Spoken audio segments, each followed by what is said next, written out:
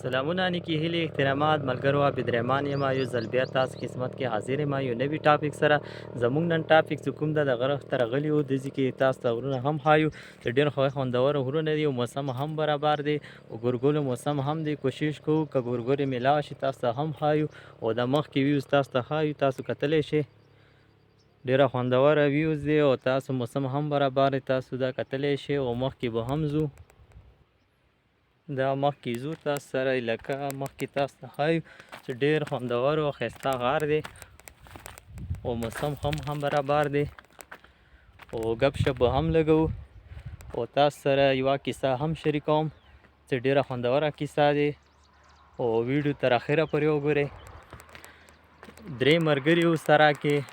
هغه یو ملګري ته خزانه په لاس ورغله او خزانه په داسې ځای کې وه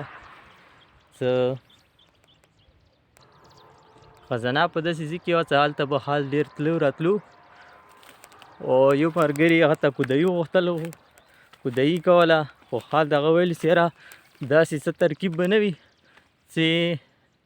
دا خزانه موږ ته هم میلاو شي او څوک ترې خبر هم نه شي.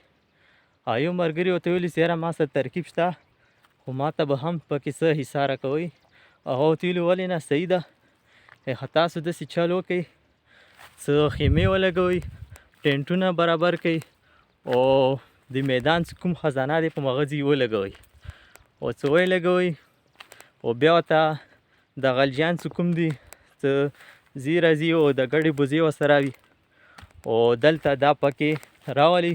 او هغو سره خبره وکړي چې یاره تاسو زموږ کار کې کار نه لرئ خو یو داسې چل به وکړئ چې دلته کې به تاسو اوسئ، خوراک څښاک خرچه هر څه به ده موږ تاسو ته دیر کوو. او ملګري هم خوشحال شو او هم خوشحال شو